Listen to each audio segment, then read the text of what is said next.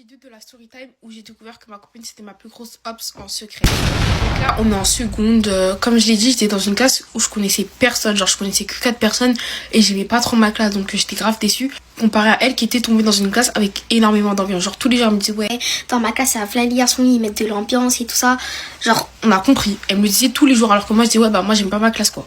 Et faut savoir que dans mon lycée, ils organisent une journée d'intégration pour les secondes. Donc ce jour-là, avec ma classe, on a fait plein de jeux et tout. J'ai commencé à parler avec tout le monde. Et j'ai découvert que ma classe, en fait, elle est bien. Du coup, j'ai commencé à kiffer. Ce jour-là, je me suis fait un ami, il s'appelle Yann. Et on est devenus potes et on traînait souvent ensemble. Et c'est pas, Aya me fait que de me dire, ouais, t'es en kiff sur Yann, t'es en kiff sur Yann. Alors que pas du tout, genre. Moi, Yann, ok, je le trouvais beau, mais c'était tout. Genre, ça s'arrête à là. Bref, encore une fois, bah, du coup, moi, je la vois, je lui dis, ouais, finalement, j'aime bien les gens de ma classe et tout. Ils sont grave cool. Et elle continue à me dire, ouais, mais bah, dans ma classe aussi, il y a un tas d'ambiance et tout.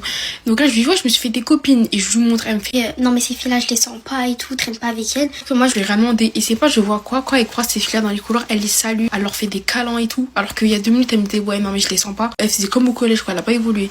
Et moi, j'aimais pas son comportement, genre, ça m'énervait de ouf. Donc j'ai commencé à m'éloigner d'elle. Et c'est pas, à chaque fois, elle m'envoyait des messages pour me dire, ouais, ça va, ça se passe comment dans ta vie et tout.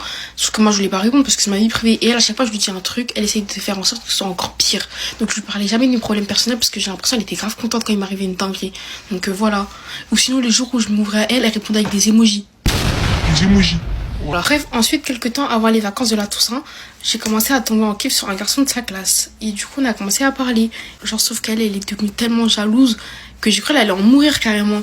Donc, genre, tout le temps, elle parlait de ça. Elle parle de lui tout le temps, toute la journée. Genre, dès qu'il parle avec une fille, c'était la première à le savoir. Alors que, wesh, ils se parlent jamais. Genre, dès qu'il y a une fille de sa classe qui lui dit un petit truc, elle va venir me le répéter alors que y a rien, genre. Je le trouvais juste beau et tout, on parlait vite fait. Elle a commencé à se rapprocher avec les filles de sa classe et elle me disait, ouais, elles sont tellement belles, je sais pas quoi, elle parle avec le gars.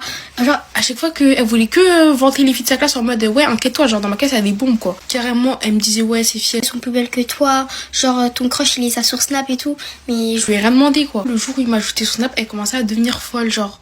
Mais vraiment. Et moi, carrément, j'avais des doutes. Je pensais qu'il était en kiff sur le gars. Mais j'avais pas de preuves, donc je pouvais rien dire.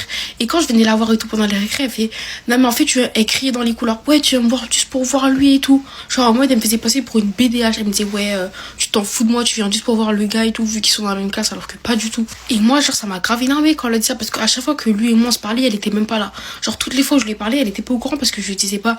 Donc moi, je lui ai dit, mais t'es malade, quoi. Et elle a fait quoi? Elle a essayé de retourner la situation. Elle disait, non, mais t'as pas d'humour.